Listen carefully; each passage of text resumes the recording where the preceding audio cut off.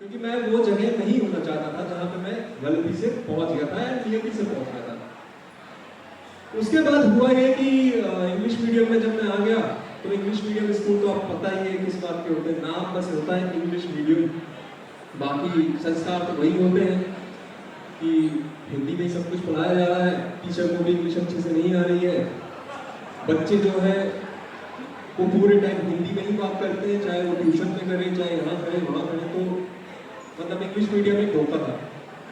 उसके बाद मुझे लगा यार यहाँ तो मैं इंग्लिश नहीं सीख पाऊंगा। इंग्लिश सीखने के कॉम्प्लेक्स के चक्कर में मैंने सीबीएसई में फिर तबादला लिया। मैंने कहा यार सीबीएसई है, मतलब यहाँ तो इंग्लिश में ही बच्चे बात करते होंगे, तो मैंने जबलपुर के इंग्लिश मीडियम सीबीएसई स्कूल में एडमिशन लिया 9th क्लास में। खुद जाके ये सारी चीज़ें मैं खुद करता था, मैं माँ बाप को नहीं बोलता था, क्योंकि मेरे मम्मी पापा का ये था कि भाई जैसे वो पढ़े हैं वैसे तुम भी पढ़ जाओगे और कोई नौकरी तो कर ही लोगे। उसके बाद ये हुआ कि जब मैं सीबीएसई वगैरह में आया तो वहाँ पर भी वही था, टीचर वही उन्हीं टीचर की बात कर रहा हूँ, उसी स्कूल में कि इंग्लिश में आके इंग्लिश पढ़ाते थे, नहीं समझ में आता था कुछ। फिर उसके बाद जो दोस्त लोग थे उन दोस्तों ने मैथ साइंस ले लिया। अब मेरा तो बस इंग्लिश सीखना ही उद्देश्य था और लाइमलाइट में आना उद्देश्य था, मेरा मैथ साइंस से कोई रिलेशन नहीं था। लेकिन हुआ क्या कि जो दोस्त होते हैं 4-5 दोस्त, उसमें से एक दोस्त को इंजीनियर बनना होता है, लेकिन वो गधा 5 को इंजीनियर बना देता है। तो वो क्या हुआ कि वो दोस्त था, वो पढ़ने लिखने में अच्छा था, टीचर्स उसकी तारीफ करते थे, हमको लगता था भाई जिस रास्ते में ही जाएगा उसी में हम भी सफल हो जाएंगे, ये भी तो अच्छा ही करता है, इसकी इतनी तारीफ होती है। उसने मैथ साइंस लिया, हम चारों ने भी 5 दोस्त थे, चारों ने भी मैथ साइंस ले लिया। अब मैथ साइंस लेते ही साथ 10th तक मैंने अच्छे से पढ़ाई की। घर में मैं बहुत पढ़ता था, मतलब कि मेरे घर वालों को अगर कोई मेमोरी मेरी याद होगी तो यही होगी कि मैं कभी जहाँ मेरे घर में गाय वगैरह भी थी तो गाय जहाँ बनती वहाँ बैठ के पढ़ता था, छत पे पढ़ता था, हर जगह पढ़ता ही था। लेकिन जब मैं 11th में आया तो मैं फिजिक्स में सप्लीमेंट्री आ गई। मैंने कहा यार ये गलत हो गया, ये तो मतलब बेइज्जती है, ये तो गजब बेइज्जती हो गई। तो 11th से मेरे पाँव तो कपाने लगे कि यार अब मैं क्या करूँ, कि किस दिशा जाऊँ, मतलब कि ये फिजिक्स में सप्लीमेंट्री पहली बार स्कूल में सप्लीमेंट्री आई है और बेइज्जती का ज़्यादा डर था। उसका डर नहीं था कि मैं फेल होऊंगा क्या होगा, ये था कि घर वाले और खासकर हमारे ग्रुप में जो लड़कियां भी थी ये वो सारी टॉपर थी। तो 11th में मैंने सप्लीमेंट्री का एग्ज़ाम दिया और मैंने कॉन्फिडेंस के साथ आउट ऑफ 168 फिजिक्स में लेके आया। तो मैं इस जो नंबर्स होते थे उसको स्कोर में कंसिडर करता था, जो क्रिकेट का स्कोर होता है। तो जब मैं 68 या 70 या 58 लाता था तो मुझे ही सेटिस्फेक्शन रहता था, हाफ सेंचुरी तो मारी एटलीस्ट। तो मैं हाफ सेंचुरी मारने में बहुत सक्षम था, इसलिए मेरे पास डिवीजन आ गए। अब जब मैं 12th तक पहुंचा तो 12th तक अच्छा, इस पूरी जर्नी में साथ साथ एक सपना साथ में बन रहा था। जो एक्टिंग पे हम बात कर रहे थे कि भाई मैं एक्टर क्यों बना, वो ऐसे बना कि मेरे जो घर वाले,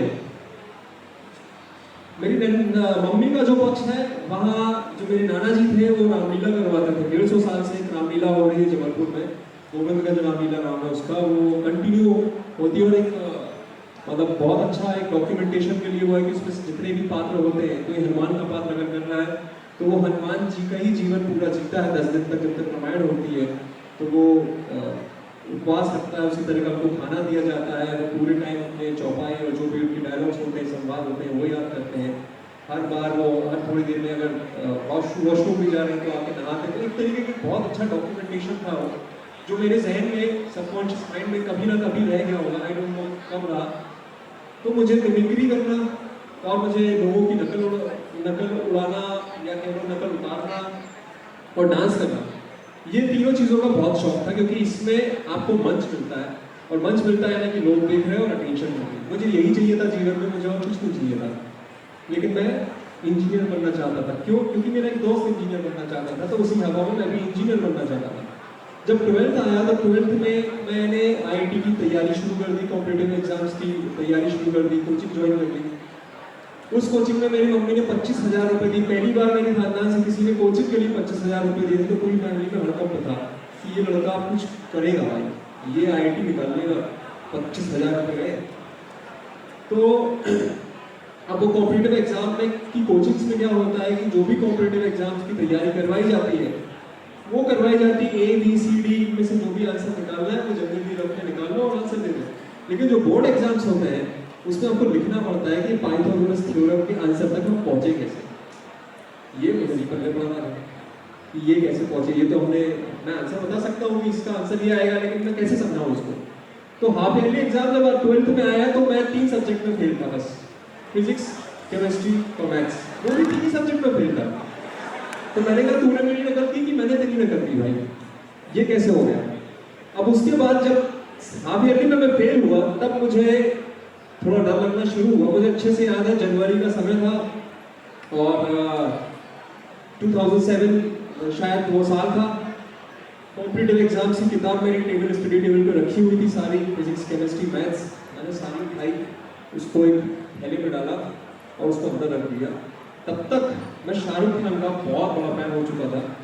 मतलब मैं डायहार्ड फैन था शाहरुख खान का कि मुझे जिंदगी में कुछ भी करना है तो मुझे ऐसे करना है, भले एक्टिंग करूँ चाहे नहीं करूँ, लेकिन जो भी करना है मुझे ऐसे ही करना है जैसे ही बंदा करता है।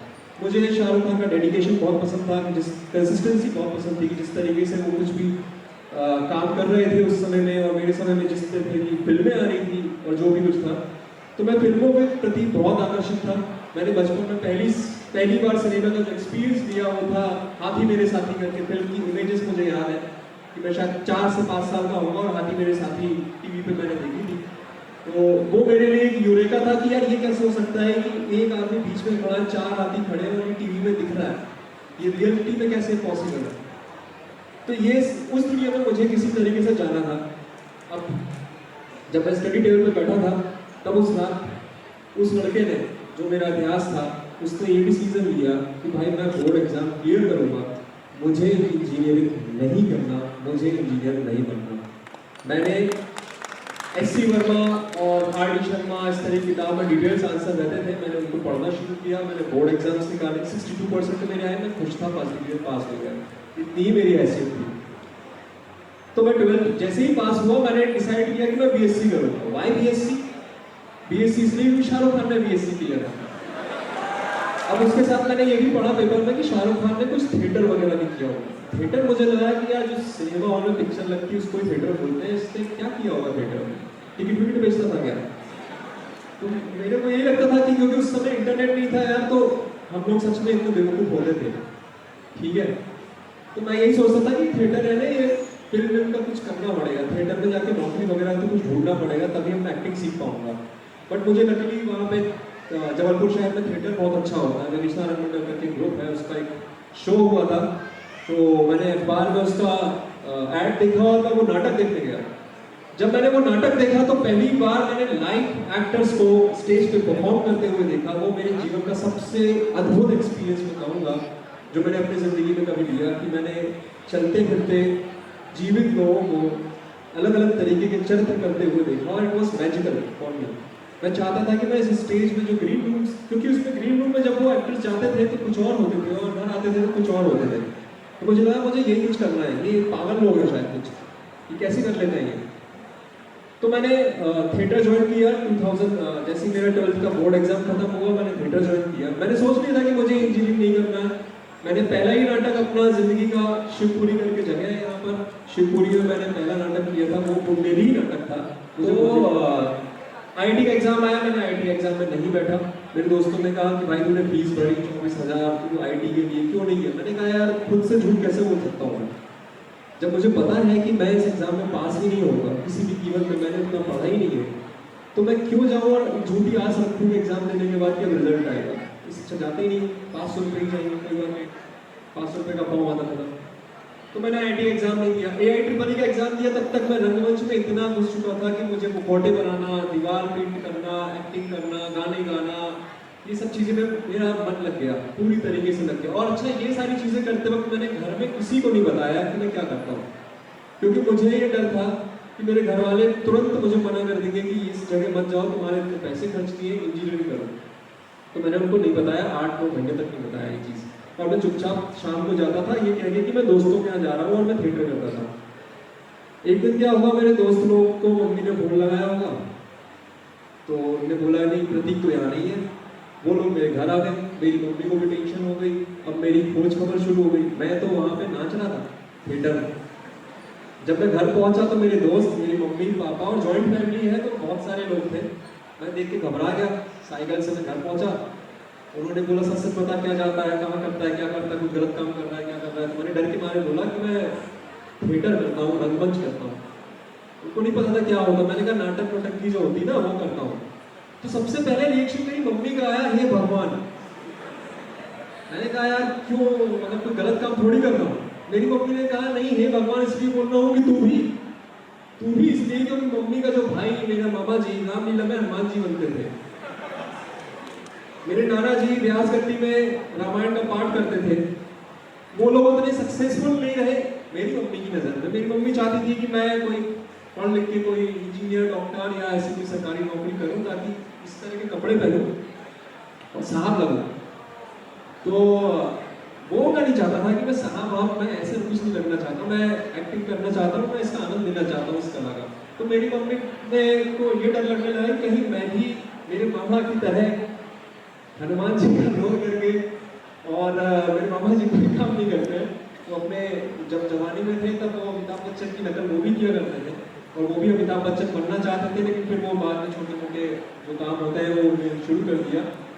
तो मेरी मम्मी को भी लगा कि कहीं मैं भी वैसा नहीं बिगड़ जाऊँ, वो नहीं करने लगा। मैंने मम्मी को विश्वास दिलाया कि नहीं मैं पढ़ाई पूरी करूँगा, वो टेंशन मत लो। तो मैंने झूठ बोल के घर में नहीं बताया, मैंने बीएससी ज्वाइन कर ली थी। और बीएससी के 3 महीने में जा रहा था कि यार 3 साल हो गए मैं खट्टू मुंबई, मुझे ज़्यादा नहीं रुकना है और थिएटर वेटर यहाँ चलता रहेगा। फिर मैं मुंबई में भी कोई जॉब ढूंढ लूँगा, और ये सब जो बचपन की प्लानिंग होती वो सब मैंने की। लेकिन क्या हुआ कि मेरे दोस्तों ने मुझे एक बार पकड़ लिया कि मैं बीएससी कर रहा हूँ। उन्होंने फिर वही गलती करी, मम्मी को जाके बता दिया। मैंने कहा यार कैसे हो तुम, वो दोस्त नहीं है वो। उन्होंने कहा कि यार ये इंजीनियरिंग की तैयारी कर रहा है आंटी और इसने बीएससी ज्वाइन कर ली। मम्मी के पैरों के नीचे जमीन निकल गई। उनको लगा 25,000 रुपए जो खर्च किए थे वो कब वापस होंगे, तुमको इंजीनियरिंग करना पड़ेगा। तो फिर मैंने AIEEE का जो एग्जाम आया वो तो मैंने ऐसे ही निकाला था, मुझे पता नहीं था कि मैं उसमें पास होऊंगा, ऑफकोर्स नहीं होऊंगा, पता था। बट जो पीटी का एग्जाम था, पहले पीटी का एग्जाम हुआ करता था, तो वो एग्जाम देने में गया इस इच्छा से कि अगर मैं इस एग्जाम में फेल हो जाता हूँ तो मुझे कोई फोर्स ही नहीं करेगा, फिर तो मैं बीएससी करूंगा और जो मेरा प्लान है वही मैं करूंगा। और जो मेरा एक दोस्त था साथ में, जो हम दोनों साथ में फिजिक्स केमिस्ट्री मैथ्स में फेल हुए थे, वो भी पीटी की तैयारी कर रहा था। अब उसको इंजीनियरिंग करना ही था। जब हम लोगों ने एग्जाम दिया तो पता नहीं क्या हुआ कि उसके मार्क्स मेरे से भी कम आए और वो पढ़ के दे रहा था। तो मुझे पता नहीं क्या कॉन्फिडेंस आ गया कि यार जब बिना पढ़े इससे ज्यादा मार्क्स में ले आया तो इंजीनियरिंग तो ऐसे ही पढ़ाई होगी, मैं भी कर लेता हूँ, क्या जाता है, घर वाले भी खुश हो जाएंगे, दोस्त भी खुश हो जाएंगे। तो मैंने इंजीनियरिंग में एडमिशन लिया और उसके साथ साथ मैंने थिएटर भी शुरू कर दिया। अब थिएटर शुरू करते करते 4 साल हो गए। और इंजीनियरिंग एक ऐसी पढ़ाई है जहाँ पे जो इंजीनियर लोग जानते होंगे कि 4 साल आपको बहुत अच्छे से मिलते हैं सोचने के लिए कि जिंदगी का कैसे कमाना करना है। तुमसे बड़े हैं, वैसे भी बड़े इज्जत किया करो, और दूसरा हम गुंडे भी हैं कॉलेज के तो वैसे भी इज्जत किया करो। तो इस तरीके का माहौल कॉलेज में मैकेनिकल वालों का वर्चस्व रहते ही हर इंजीनियरिंग कॉलेज में रहता है, कोई ताजुब की बात नहीं है, यहाँ पर भी होगा। तो जब मैंने इंजीनियरिंग मेरी कंप्लीट हो रही थी तो मैंने ये सोच के इंजीनियरिंग की थी कि मेरे को 4 साल में पहली चीज तो इंजीनियरिंग कंप्लीट करना है, कोई बैग नहीं लगाना है। और दूसरी बात ये कि इंजीनियरिंग खत्म होते ही साथ मैं चला जाऊंगा मुंबई एक्टर बनने के लिए। अब जब इंजीनियरिंग का वो दौर आया, जब वो खत्म हो रही, तो 4th ईयर में जब आप होते हो तो प्लेसमेंट की सिक्योरिटी बहुत ज़्यादा बच्चों के अंदर होती है। दोस्त यार डाल देते हैं कि भाई उसका तो हो गया, तेरा नहीं हुआ, क्या होगा तेरा। मैं इसी सिक्योरिटी से परे था, लेकिन मेरे अंदर भी डाल दी गई। तो मैं फिर प्लान बनाने लगा कि कुछ भी नहीं यार, कोई जॉब कर लेता हूँ, साथ में फिर एक्टिंग वगैरह करते रहेंगे या NSD का एग्जाम दे देता हूँ। तो मैंने NSD का एग्जाम दिया, मैं फेल हो गया। MPSD का एग्जाम मैंने उसके बाद में दिया, उसमें भी फेल हो गया। तो मुझे बहुत दुख हुआ। मैंने कहा यार मुझे उस चीज़ से बहुत दुख होता जहाँ मैं फेल हो जाता। मुझे लगता है कि भाई चैलेंज किया है मेरे को, मेरे एग्जिस्टेंस को चैलेंज किया है किसी ने मुझे फेल करके, लाइक सप्लीमेंट्री और लाइक NSD। मैंने NSD का दोबारा एग्जाम दिया, सामने दोबारा फेल कर दिया। फिर मैंने MPSD का एग्जाम दिया, लेकिन MPSD भोपाल में था और मैं उसकी वैल्यू कम करता था क्योंकि वो बाद में खुला था। और NSD से नसरुद्दीन शाह, इरफान खान, नवाज सिद्दीकी निकले हुए थे, तो मैं उसकी ज़्यादा इज्जत करता था। बट टीचर सेम होते थे दोनों स्कूल में, MPSD और NSD में सिमिलर फैकल्टी आती है। तो MPSD में एक बार मैं फेल हो चुका था, जब दूसरी बार गया तो मैं एक साल मैंने बहुत तैयारी की। मैंने कहा कि अगर मेरा MPSD में भी सिलेक्शन नहीं हुआ तो मैं एक्टिंग छोड़ दूंगा, चुपचाप जॉब करूंगा। जब आप अपनी ज़िंदगी में दोस्तों ऐसी रिस्क लेते हो और आप खुद से ऐसा चैलेंज एक्सेप्ट करते हो, और ये मैं खुद के लिए नहीं कह रहा, अपने इतिहास, जो मेरा इतिहास, वो लड़का था प्रतीक पचौरी, जिसने ये डिसीजन लिया होगा उस समय, जिसने अपने ईगो पे इस बात को लिया होगा कि तुमने मुझे फेल कैसे किया, अगर मैं अब फेल हो गया तो मैं दोबारा एक्टिंग नहीं करूँगा। मैंने दोबारा MPSD एग्ज़ाम दिया और मैं पहला बच्चा था जो वहाँ सेलेक्ट हुआ। उसके बाद मैंने वहाँ पे एक साल का कोर्स किया। फिर 2015 में मैं मुंबई पहुँचा। 2013, 2014 में मैंने जबलपुर में कुछ नाटक डायरेक्ट किए, और ऐसे करते मैंने 8-9 साल थिएटर का अच्छी खासी ट्रेनिंग कर चुका था। तब तक मैं नहीं चाहता था कि मैं फिल्मों में जाऊँ, मैं थिएटर में ही एक्टिंग करना चाहता था। लेकिन थिएटर में, खासकर हिंदी थिएटर में, सुविधा ये है कि यहाँ पे पैसे नहीं मिलते, आपको जेब से पैसे ला के कई बार करना पड़ता है, या ग्रांट्स मांगनी पड़ती है। ग्रांट भी कई लोगों की रिलीज नहीं होती, गवर्नमेंट ग्रांट। तो मैंने मुंबई जाने का फैसला किया। मैं जो जोश में चला गया मुंबई की, अब तो बस मैं जाऊंगा और अनुराग कश्यप और ये और फलाना ढिमका, बस उनको एक्टिंग दिखाऊंगा और मैं बस हो गया। 2015